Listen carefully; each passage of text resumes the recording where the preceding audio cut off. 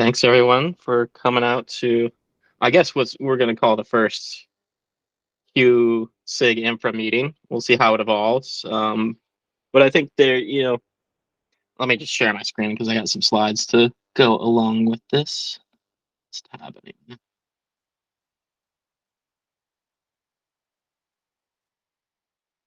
Can you see that? That's showing up now? Yep. Okay. Yeah, so I think my motivation for trying to get this some SIG around infra moving forward is I think a lot of people coming to Q are from the DevOps and related fields, and we just see a lot more movement in that area.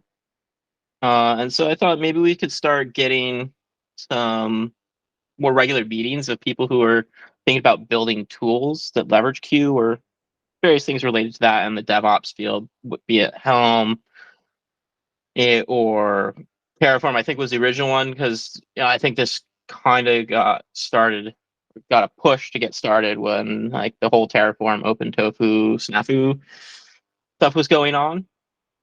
But I think very quickly you start thinking about Helm and some other tools in the space, and being it's like still kind of early in this process, we might as well lump it all together and we could break it down later. Yeah, so saying it's sort of the same thing here. I don't know if we include CI/CD in this and whatnot, but I think I'm not sure and of the broader SIG stuff around Q. Maybe Daniel could speak a little bit to this, but I think Paul and I have been having a bit of back channel. Like, do we want to model the Kubernetes? I think the way they've done SIGs and working groups and things around that, I think it makes a lot of sense for Q. I don't know if Daniel wants to chime in anything from the Q team side. But I think it's a good model for us to follow. And so just trying to get that started. I think my main concern is it will be kind of heavy in terms of management, especially given the size of the community right now. Like I kind of I would I totally originally agree with actually that. recommended to make all these channels in the first place, but I think I said it too early because especially when in the early stage, it's better to have, for example, the Slack community, just one channel so there's more activity and you could see more versus spreading it out. I think we should also have like a clear vision specifically when we do it infra. Like we notice, of course, that configuration languages are pretty useful in automation in general. But what exactly is the value add here? What do we want to achieve? And what do we want to present basically to the wider audience? Is I think like the main things we should figure out at this point. And then it's like building whatever we need to do to get there.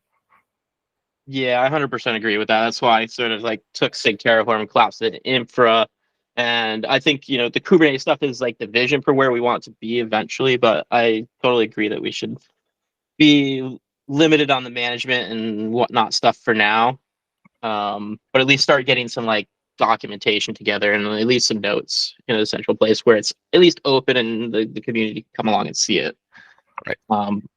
But yeah, let's focus on the more pragmatic stuff. I think Daniel raised his hand. Yeah, I only joined at the last minute just to fill in for Paul and click the record button and admit people. And I don't know exactly what his thoughts are, but my understanding is that, with the team being pretty small, we're happy to make the space for people to have SIG meetings or regular meetings or channels or calls and so on. It's more a matter of what the expectations from you are from us for with the output from those and how involved do you want us to be. Because I think Cedric is right in saying that it's not bad to have these meetings and have people that have the same interests and talk and collaborate. But at the same time, for example, it wouldn't be useful for Marcel to be distracted with like 7 weekly SIG meetings and not do the evaluator work, right? That's one example. I know it's a bit extreme, but I think that is the general thinking. But aside from that, I of course, I'm happy for these to happen and help.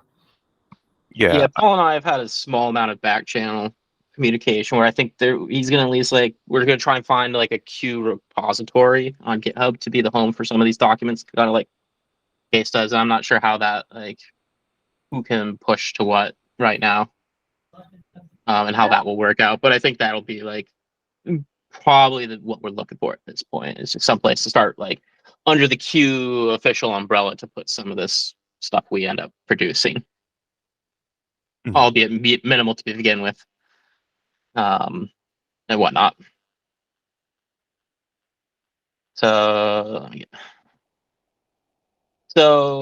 kind of like was looking at this as like there's at least when I was thinking about, Q coming to the Terraform when we were in the midst of this like PSL or HashiCorp versus open source and all that stuff.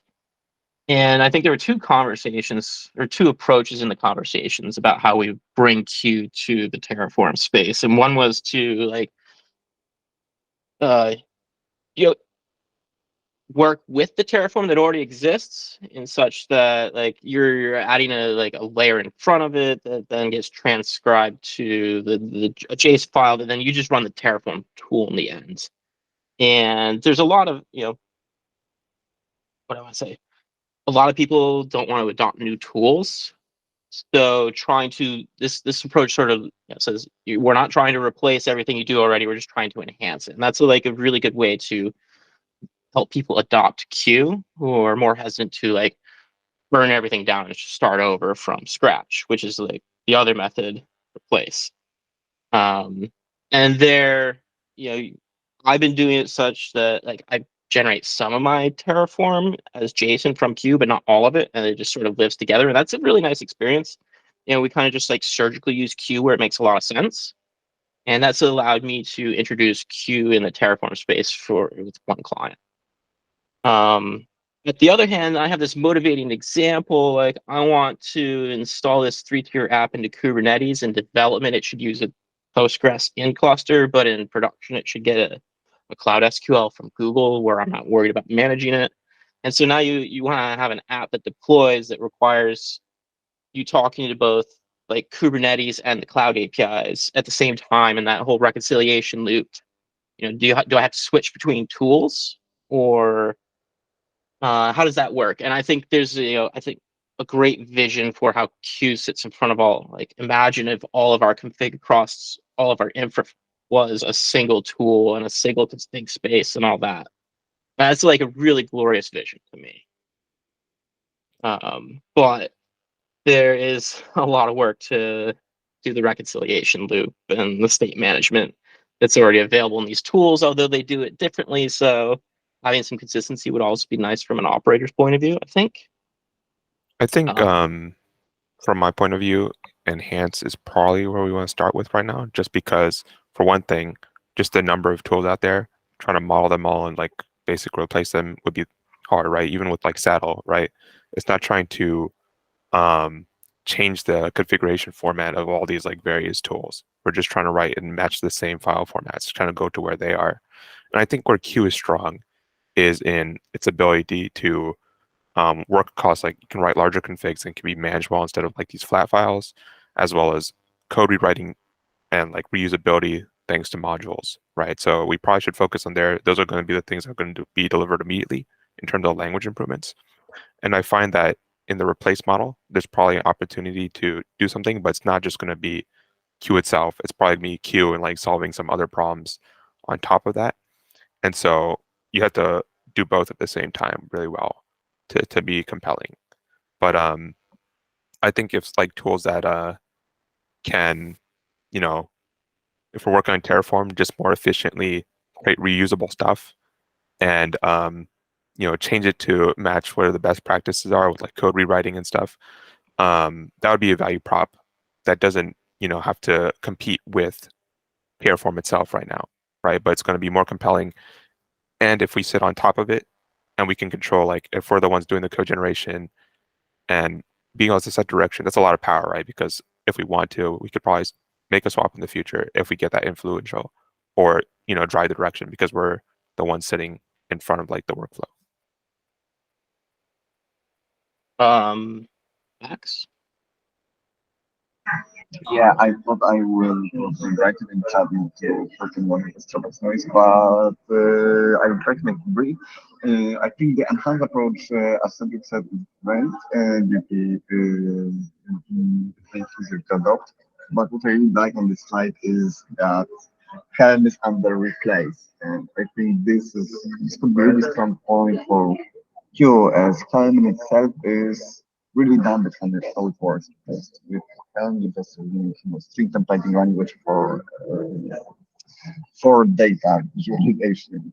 Wait, not data visualization. Sorry, for data modeling language, which is indents sensitive. So yeah, I would like to push for replacing Helm with something better and pure something away. I think there is some movement in that space. Good work. Yeah, my sort of take on it is I think people want to see both, and it's really about who's going to put in the effort to implement one or the other. Like I'm really interested in replace, and that's what I'm working towards. But I know for sure, like I just had a conversation yesterday where people are just like hesitant to adopt a new technology.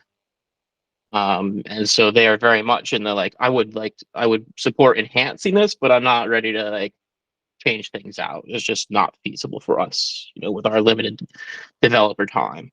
It's So also both want to be had. Go ahead. yeah, it's also just like realistically, we're looking at long time frames. Languages take a while to develop. It's like specialized work and it's not easy.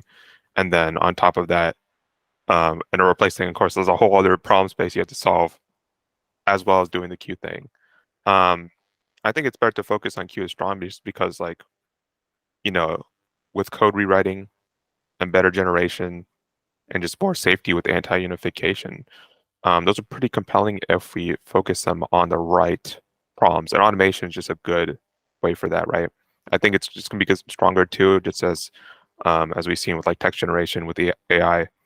There's a lot of opportunity to get involved there. I'd love for Q just to be a good solution for solving or managing a bunch of stuff. And then I feel like the languages that are easiest to generate and use will see a lot more adoption just because it matches well with like the automated workflow of AI.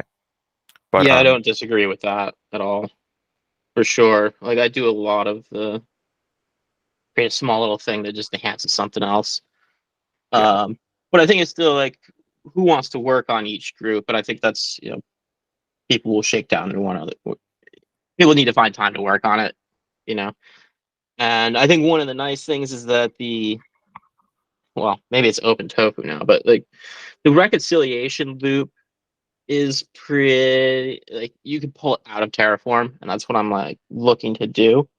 Mhm. So we're not necessarily like burning everything down, but you know, part of what I'm like looking to explore with the replace methodology is not just about writing the tool, but also exploring the space of where this sort of like order dependent operations in queue, how that works out when you think about how queue flow works and you think about the upcoming, or I guess the increasingly implemented WASM proposal and how the functions are going to work out, and that this idea that queue flow could be pulled into like the evaluator is sort of like a flag of how it operates and whatnot.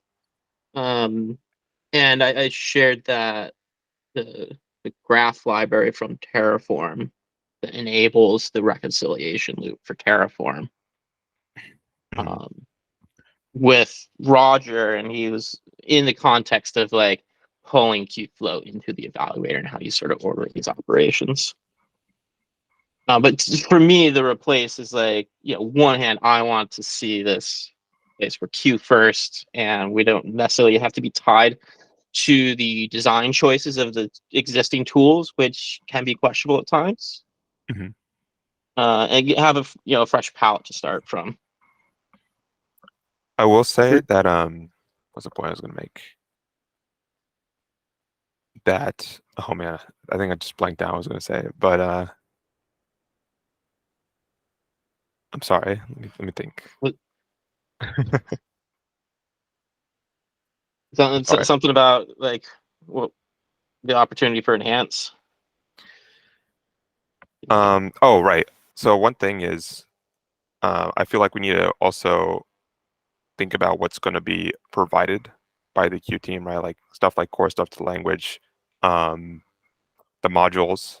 I think all the work with WASM and just like adding in compute. Now you can compose the compute on top of this Turing complete language, because that kind of changes what's available, right? And like the way I position Saddle, I'm pretty confident, I'm not going to be stepping on the work of the Q team itself, right? Because I'm doing something very scoped around file configuration for repositories, right? So that's kind of like a higher level.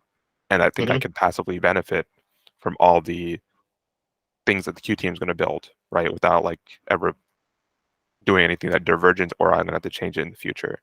That's a good place to be, right? Because we want to take the leverage, which is what the Q, the language, and all the features that the team is building, and then see how we can attack a problem, like like a tightly scoped thing that like would be a step function improvement, right? For like just going to give it a context on what Saddle is, right?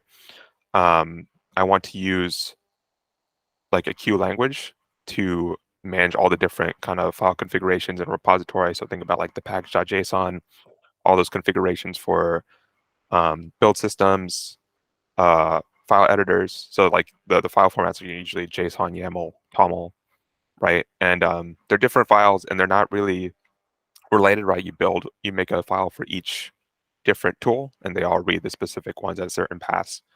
I instead want to move all the core data into, say, a Q module or package that sits in the repository, and then the saddle the tool, which is like a Go binary, would read that unified configuration and write out the right files in the right formats, right? And so you can have reusable data, like if there's a reference like the application name or specific metadata that's applicable to multiple tools, I'll just write it, as well as in that Q package, you could import definitions for like what's the best practices, prettier config, or whatever, right? And you don't have to really be an expert now on this tool, like what's the right configuration. It will figure it out. It will automatically pull in the right data that you set up, like application names probably gonna be used in multiple places, stuff like that, and it just fills in the right places in the right files and just like writes it out. And so the other tools don't really know about Q and what it does because it's just all set up correctly for you. And you can probably scale that up and build Q modules for like a whole repo at a time, like if you're internally to a company, and then you can like scale out what's the best configuration for all these things across all our company repos, and like just you find a way just to get leverage over that. So we benefit from the Q modules itself, just reusable configurations for all these tools. What's the best practices the community can collaborate, as well as any kind of code rewriting in the future if we want to change things in the future, as like, I don't know, a tool moves into V2 and has like a new kind of config and you want to rewrite it, Q can help there, right? So you can see like the Q features there are helpful, but I'm applying it to this specific problem and trying to leverage the maximum that I can from the Q features to get that benefit. So that's kind of like what I prefer us to think about right now, just because if we want to do a place, well, one, we got to scope a problem. Like, are we going to build a reconciliation loop? What would that look like? And then use that to build like basically the Q interface to that. Those are two separate problems. And so if we're going to go that route, we got to really think about what thing we want to tackle. There's like different parts like build systems, CI. Yeah, I think it is definitely going to depend on that, because when I'm thinking about this idea of replace in my context, I'm only thinking about Terraform and Helm and not really beyond that. Mm-hmm. And I think your context is probably like a whole bunch of tools out there. Yeah, but like even just Terraform, right? If we want to focus work on making, say, really nice modules for Terraform to use, like, again, I want to dedicate SQL database, PubSub. These are like AWS or Google Cloud specific stuff, right? Can we write good libraries for best using those? I know there's a tool called TerraGrunt that helps scale that up, but like I think the company behind that, what they sell is basically like 3 main modules for like best practices for setting up infra on AWS, right? Are That's they kind of also like in the Open Tofu? I don't know what to call them. The people who moved over to Open Tofu. Yeah, but that's like the company's value prop is I'm saying, like, they build Right. the So libraries. yeah, it's like instead of selling hosting, we're selling, you know, officially sanctioned modules from us. Yeah, and I think with Q, one thing I wrote about back in the day is we're able to scale it better just because we have better primitives thanks to Q. I would love to see more community-led best practices on like how to do this, right? And it's all encoded in configuration and distributable thanks to modules and reusable for that way, right? And even for saddle, right? Like there's the saddle, the tool, but what's the universe of all those tool configurations going to be, right? And that's just going to be plain Q modules. And hopefully it'd be reusable, not only in the saddle context, but if you just want like that kind of configuration, you want to store it somewhere, it's just Q, right? And just Yeah, like I think it, one of the advantages we're looking at with Q coming to infra is the modules. Like, we don't have a great module dependency system in the DevOps space. Like, each tool kind of has its own, and they all kind of work a little bit different. And it would be nice to have consistency and stuff that spans across where we use different tools today. But I think getting back to your enhance, I think John and Paul did a demo of Q by example. I think that's the right repository name of how they are applying Q to the policy and catching stuff that Terraform wouldn't necessarily catch. And so there's like little add-ons like that. Um, I think the module discussion is really interesting to how, especially in the enhance, when you have, if you wanted to define some of your Terraform as Q and then make that Terraform module available to others to use, how would that work? Now you have two dependency systems. There's I think uh Timoni in particular is, are you familiar with the Timoni? Well, maybe I'll just describe the Timoni project for people who are watching this in the future and may not be available or familiar. Timoni is Stefan, what's Stefan's last name? He's from Flux and Prodan. yeah, Stefan okay. Prodan. Yeah.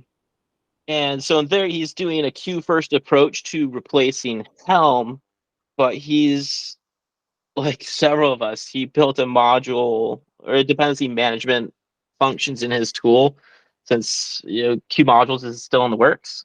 right? Um, but he doesn't necessarily want to switch over because he wants his module system to align with the Helm module system and how that works. Even though he's not intending to be interoperable with Helm, he's doing this sort of like hybrid between enhance and replace. He wants to keep some of the like the user's thinking in the news, but have you write Q and like so you're replacing part of it and keeping some of the old stuff.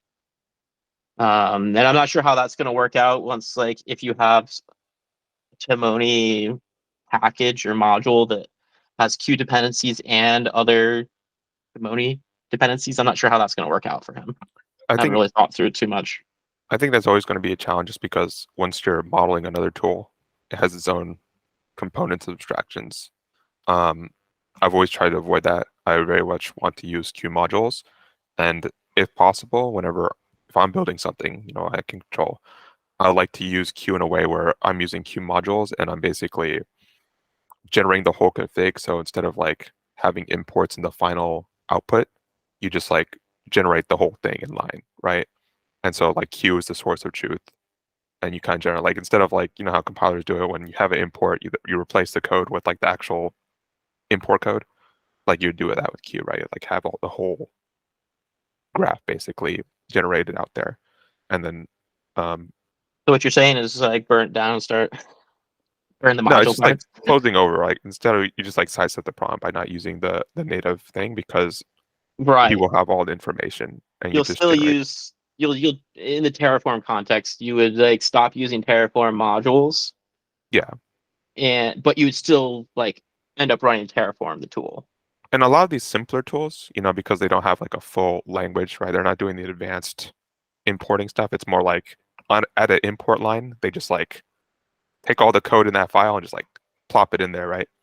You could do the same thing It with kind of Q. depends. I've been poking at this article called like 9 circles of YAML, and you find like you have people implementing like functions in YAML and like and then you have left hand side, right hand side, and there's some like really crazy like you're basically at the point of writing the abstract syntax tree in YAML of a language. And that's just crazy to me. I did it before, and then I found Q. I think yeah, that's always going to be a challenge though, because we can't really control what like the base thing we're modeling is doing. Right. I think we can influence and scope down like what we're going to support, especially like if we define the workflow. Again, like with the Terraform example or whatever, if we're the ones providing the best practice libraries and the workflows, we sit in front of the thing. We have huge influence over what the community does, setting the direction and things. That's probably our best set for leverage, right? If we want to have that level of influence. That said, like for specific things I would like to do, specific for this SIG, I guess, I would love to explore Terraform itself, just because it's just one of the most distributed infra tools, and then see like, can we create good libraries for setting up infrastructure? Q native using Q modules, right? Like it just all the configure. It's just like data, right? You're just setting up the right data structures, and then what's the workflow for actually pushing that into Terraform, right? Like we wrap over the tool. If we need to build specific things, is achievable to the Q flow, or if we need to write a specific tool just to wrap that like Terraform does. I think that's a good first crack at a problem that's Yeah, I mean, very I've been thorny. kind of doing that a little bit. I'm not sure you really need. Well, I guess you could use Qflow, but I don't think getting like replacing all your Terraform with Q and then generating something that Terraform can understand. I don't think you necessarily need Qflow in that. You just got to output JSON in the end. I Yeah. typically just use a makefile over Qflow for most things anyway, Mm. unless I actually have like some really interesting like, And additional that's workflows what I I want want to to do. find out, right? Like what's good look like here, right? Because we're trying to Hmm. figure out what using QOL also looks like for this specific use case. I think another one, for example, is CI, where not only do you build those kind of like, a lot of them are building these abstractions around like reusable code, like they can import stuff like self-contained kind of executions. But if we can say package up scripts and the configuration to drive it for different systems, especially if we can like use the same kind of base automation for pulling an image or building this language application, like a Python app or something, and then like you just generate different queue for different CI systems, but it's like the same basic application. And then we can package it up. I believe Q modules would be able to support that. I haven't kept up with like the latest stuff. I know we're using the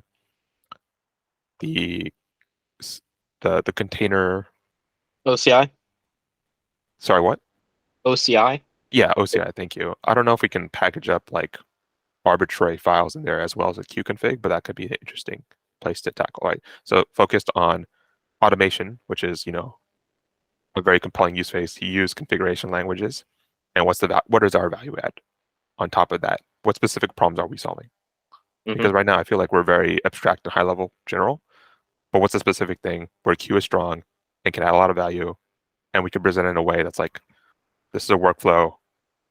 Everybody sees why is this better than what they're doing today, and that's going to be a very compelling use case, right? So that's going to get us Q distribution. I don't know if Daniel wants to add on to this comment about to make about modules, but I'm pretty sure that Q modules, you should be able to pretty much package whatever you want in there because it needs to support WASM, which is going to be pre-compiled. So Yeah. in that sense, they don't know where your WASM file is going to be. And there has to be some way to say, like, these are the files I want in my module and like exclude these other ones. Like, yeah, I'm literally thinking like bash scripts, like a bash script to do this compute, and then the wrapping configuration would be compute to actually drive it for whatever CI system. Go ahead, Dave. with WebAssembly, it's also not just the compiled artifact; it's also the source for the compiled artifacts. Because if you think Okay. about the, if you think That's about the good. whole, I always forget this buzzword, but chain of security. No, A supply chain security. thank And I you. think, yeah, you want to be able to scan the source code of a module. Exactly. You want to That's get not the full yours. source code, and in the case of WebAssembly, that could be like Rust files, could be C, could be whatever else, right? I actually don't recall exactly what design we ended up with, but I know that Paul is meant to be posting the latest revision of the modules proposal I any think they day did now. post something. I haven't had a chance to read it. I only saw it like 5 minutes before this call. So either has already been posted or it's about to get posted. So when it does, it should be clear there. I'll be curious to see how you enforce that sort of software bill of materials / including the source and a layer of the module. I remember us package. talking about it, but I am quite forgetful. So don't trust mean, whatever I say. It comes down to the tool that's doing the actual compiling of WebAssembly, because it knows what files are included. Like, I don't see how Q can know like what Rust files were used in this build. We can always incorporate mix into the whole mix. And that's a quick line. But yeah, going the mix would could give us the first class support for generating support material. And also granting full reproducibility. But it's yet another tool with pretty steep learning curve, which isn't good. I think Q would be strong with build systems. That's like another thing we approach again, the general theme of automation. Which ones has the most compelling use cases? Again, it's more about the generation and rewriting in the future. If you want to migrate from one thing to another, I think Q makes that easy. With the modules, you can package up reusable code as well as, basically bundle like all the dependencies or like whatever. And the dependencies in this case could be like simple scripts or flat files. That would be like the source of truth or whatever. And what can we build with that? Basically, I think is where the focus should be. I'd love to scope down specific problems we'd want to solve in the automation space, and I think that's going to be probably the most useful thing this SIG could do. Because I know there's going to be, we do have to wait for like some things to come into place from the Q team. I just want to think ahead, like what's coming in flight, what's the best use for it, and how to apply that, and kind of like do that exploratory work to figure out what does good look like in using Q on these kind of problems. And I think that'd be very fruitful path of exploration. Need some run books. Q. Yeah. And No, whatnot. I mean, I think personally, like, especially because I'm waiting on things for Saddle, I was going to explore, actually writing vanilla Terraform again, and actually like getting mastery over that. Something I didn't have a lot of chance to practice at LinkedIn just because we didn't use it.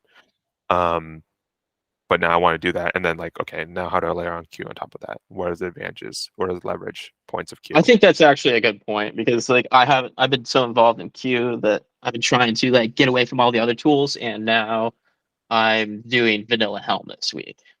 Yeah, I And mean, it's we have not to be my the code, bridge. it's somebody else's code, and they don't want Q around for this. Yeah, Not we yet, have to be anyway. the bridge. So I'm totally fine with that. And then I think it'd be fruitful to understand like the current state anyway. So if we're gonna propose something new, we gotta be able to compare and like say why this is better. And I want to understand like how exactly we're using Q to make things better too. I don't think that's fully understood, even at my personal level. So that's kind of my focus, is like, again, the things I'd like to, for specific things I'd work on, right? Q-based libraries for setting up Terraform configurations, right? So like a prepackaged way to like set up, let's say a hard problem is IAM in AWS, like a really thorny thing. It's very painful. People don't like doing it. Can we make that a lot easier? Or versus like setting up your first VPC and your compute systems for like a simple startup, like in a box, kind of like what TerraGrunt does, or like whatever the company, whatever they package it as. But it's like community first, open source, best practices. And then another thing, same thing with CI, except like we're building a reusable automation steps that you could just plug into whatever CI system. It has like a kind of generic script for solving that problem, and then you can maybe use CodeGen to solve for like, okay, I want to apply this to GitHub Actions versus whatever. I don't think people are going to be switching CIs so much as like just because I want coverage over all those, and like it's hard to Right. build up reusable logic that could be applied to different systems like that, right? Build Kite, GitHub CI, GitLab, and then again, community-led, open sourced, has leverage because it's maintainable now and tractable now because we have the queue unification, code rewriting, generation. This is what makes it intractable right now. Like it'd be hard, right? Even if you look at stuff like Pulumi and Terraform, a lot of the stuff is provided either from companies or first party because they have to do a lot of work. It creates a lot of people power to maintain all those automations, right? And I don't think it'd be practical to leave it to community now unless they have an easier way to do it. So this kind of changes that minimum activation energy to make it more, I think it's now possible to do open source with Q. Yeah, raise a lot of good points there. I have, it sparks a couple questions, open questions, not direct questions, but I guess my first one I wrote down was, with modules, right? Mhm. We're in the Go world. Well, it's somewhat true, but like with Helm, there's two commands. There's like Helm dependencies build, and then there's like Helm install. Like I can literally Helm install an OCI address, and that's not something I don't think Q necessarily wants to run. We'll see, but I think for now, like Q doesn't want to like Q run some OCI address. But like in the DevOps space, we have modules which are like this is like a top level module that I intend to like run in my cluster. Versus this is like a true dependency that has like it can't run unless it gets some more information. Mhm. And it's not really meant to run. It's meant to be used one of these reusable best practice libraries or something like that. And maybe this is more like actually kind of more of a question about what something you said. Like when we think about CI providers and not wanting to replace GitHub and Bitbucket, totally agree. But then do we like? Is there a vision for like a single like define my CI and queue, and it can like I can just like toggle out Bitbucket versus GitHub, or do we have to have specific different queue modules for each provider, and kind of like getting to that point where like who's going to maintain these? Yeah, and that's an interesting thing, right? Because I want to make sure that the point is clear in that, I always thought it was silly, like when people say let's make it generic over the big cloud providers, and usually like there's like subtleties between AWS and Google Cloud that makes it like really painful to try to like make that generic. I wouldn't want to do that. I think the main value add is like you could take one thing and thanks to any advantages of Q, it's more maintainable to do take just like a generic thing for like installing an application or installing or building a specific language app and Mhm. turning that into a CI step. Like there's going to be like a core bash script that like does that work. And then the actual surrounding configuration they're going to be subtly different between the different CI systems, right? They have their own configs. If it's more maintainable to support multiple CI systems for that same reusable logic, that'd be great. But I don't think my focus there would be like make it easy to transition between one or another. Maybe that does make Mhm. it easier. People want to switch, but I don't think people switch CI systems that often, right? Like that's not Yeah. super compelling. It's more about the leverage so that the open source A community. significant amount of effort to switch CI systems. Yeah. Go ahead, Max. Yeah, if I remember correctly, guys have Dagger IO tried to do exactly WQ at the beginning, but I think they abandoned it somewhere along the road. But yeah, I think having like generic CI/CD that can run on any provider would be absolutely awesome. One of my previous projects with Web and all Jenkins that grew really large, and it was pretty much impossible for us to move fast anywhere else due to the captain. It's never a good idea because it's never the good. It's never a good situation because then you don't only pull the full queue, Hmm. and you just force into the cycle of accumulating more technical debt over it or trying to files. Yeah, there's the leaky abstraction problem. He tried to get everything into. I mean, even like I'm thinking about this in terms of Terraform, but yeah, it's just impossible to create a schema for a generic cloud provider because they each have their own quirks and ways of doing things that are just not interoperable with each other. Sure, the same thing of CI, right? Um, thanks, Daniel. I don't really have many more slides. I don't think. Let's just like check real quick. Yeah, no, it's do we want to schedule next stuff or anything like that? Oh, I did say there was one thing I. Man, there's a third approach I was thinking of. Like, could we go make upstream changes to Helm to support, so that people could write their actual templates in Q? That would be super cool. An effort that hopefully somebody wants to explore. I'm not like too keen to explore that currently. Hmm. Okay, let's talk about leaky abstractions, and like this is one of the reasons I want to burn Terraform down. Is that I think in general, like, can we reach into the JSON schemas and open API specs to generate the majority of the Q schema to start as a base point? Like, it's certainly not going to capture some of the like hidden behavior in an API that you only know by using it or by reading the docs. It's not all in there in the spec for sure. Yeah, that one can be tricky, right? Because I talked to somebody that worked at Plumi and then like left to start his own company, but you know, a lot of the like their behavior is driven by what's available by um, what the cloud provider provides, right? Hmm. And like you have to kind of wait on their abstraction. These are like control plane driven systems, and so like you can only see the output. It's hard to drive it from the outside like that. I don't think Terraform and um, Plumi they have challenges doing it as well as like the first party provided systems like CDK, just because they can't see the inside like they do, or even stuff like CloudFormation, just because it has an advantage there because it's first party integrated with like the underlying systems. But we kind of have that similar problem that we're modeling a system.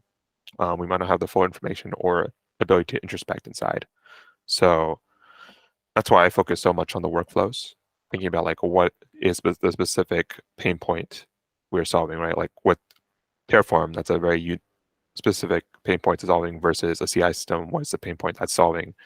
And then in all those things that we see value, there's usually some benefit for having a configuration language with reusable logic, code generation or code rewriting, and just like a better system for actually achieving those, right? Because I think there's like I'd say like the level of sophistication that's available for doing operational work is a lot less than what we can do in software.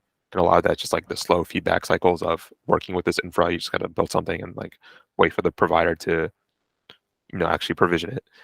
Um, so it's hard to be disciplined and actually systematic. I would love for a queue to be an improvement on that status quo, and that's where I keep most of my focus. But it's more about like what do we want to solve and keep it scoped down. Like I'm definitely willing just to do the boring work of exploring Terraform, actually getting mastery over this, and then we can see the value add of adding Terraform on that. And that's not super sexy versus building a new tool, but I think it's going to be more available. I think it'll more clarify what Q adds in that equation and where is the specific things where we can add value in the near term.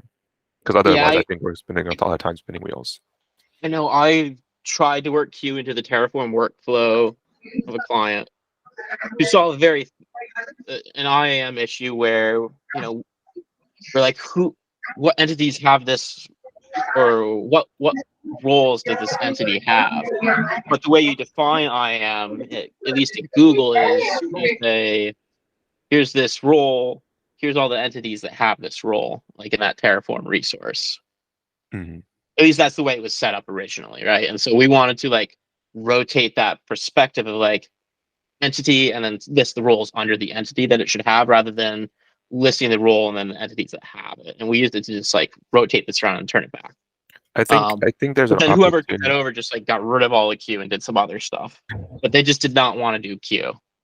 That's fine. I think there's an opportunity though for influencing the workflow, right?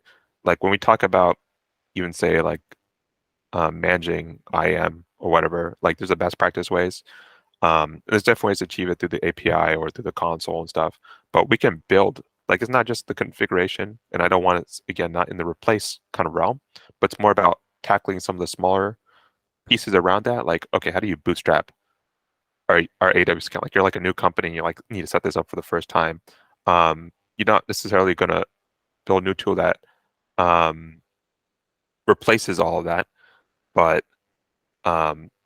just like more scripts and stuff just to get you started. And you kind of like, if we sit there in the initial bootstrapping phase or the initial workflow, we have large amounts of influence in what people do, and so we can set like what is the best practices there, like how do people approach this problem, and then naturally they will use Q as like the solution for doing that if we provide the best, like most pain-free way to achieve that thing.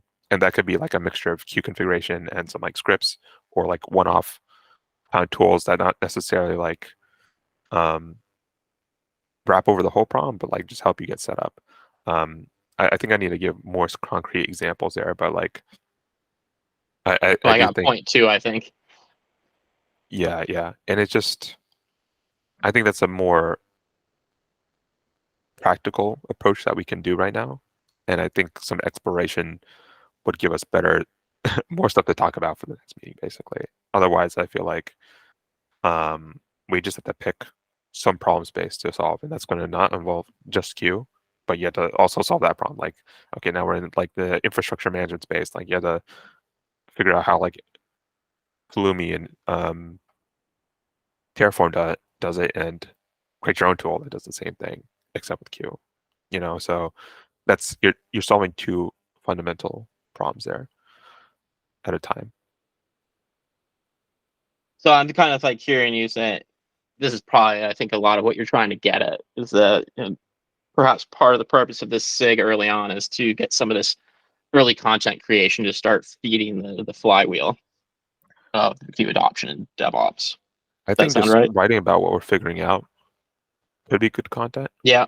but Yeah, I'm supposed to be like switching over to like a more like writing content creation mindset yeah, and from I don't coding think it's first. that hard. Like, again, even just talking about specifically Terraform, right? It's not just Hmm. like Terraform the tool. It's like, okay, what's the thing Terraform? If you want to set up your again your first AWS account for your company, what's all the best practices around there? And then you sprinkle in the queue as needed to like okay, this is how you set I your think like IAM that policy. Q by examples using Terraform to make sure things don't get deleted by checking the plan. Yeah, like if you give like the headline for it, like setting up best practices for setting up your AWS account, right? Like we're talking about a different problem, and that involves using Terraform to set up all the cloud resources. But that's There where may we be can some get, other tools as well, yeah, and or we're like other. we're talking about a specific workflow, like a specific problem that people have to solve again and Mhm. again. And we use Terraform, whatever wrapping tooling that helps solve that problem. Like there could be one-off stuff, but There's a in section Q, in that documentation quadrant for this. What you're yeah. talking about, Now like where I would the want to add Q if it actually adds a lot of benefit for that space, but we got to do some more exploration. That's what I'm saying. Like there's the yeah, that's and intersection like of I Q think and that's kind of automation. like what I'm trying to get at with two. Here is like we both probably need to go out and like just go experience the tools and remember where the pains are so we can speak to like where can we value add Yeah. Q. Probably last comment by Max, and then we got to wrap up so Daniel can get on to his day. Yeah, just coming to the content creation, I think it would be great to focus on content that will platform going. So,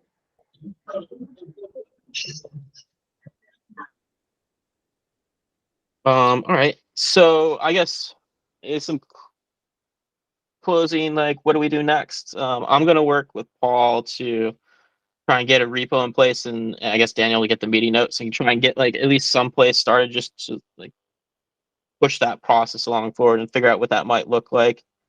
Like we'll probably 2 and 4 probably go together, at least in terms of thinking for everybody. And then, do we want to make this a monthly meeting for the time being? I think monthly is a good cadence. I need some time in between. I'm not getting paid for this, Exactly, so yeah. I gotta do this on my own I don't time. want to be doing this weekly for sure. And like there won't be much to say in between. I would appreciate you if you like just summarize some notes on this meeting, just like the high level points. I think it's very important to focus on that workflow. Okay. Figure out those pain points, just because everybody's on the same page on what we're trying to do right now. But it doesn't All have right, to be. I will. I'll take a stab at that after I get the transcript and then send it your way, and link you into like number 1 when I get that gets more formalized with Paul. Perfect. All right. Cool. Well, thanks everyone, and I guess we'll see you in the Q Slack hopefully before the next meeting next month. Good meeting. Well, we'll see. I Start guess to- the next month is probably going to be around Thanksgiving time, so at least in the US. yeah, I appreciate if People you do it start. the week before, if possible. Okay, the week before. That'd be So ideal. all right. And probably similar for December. Maybe we skip December because everybody's like vacationing in December. Yeah. But we'll try to get one more in this year and then try to get on a better cadence.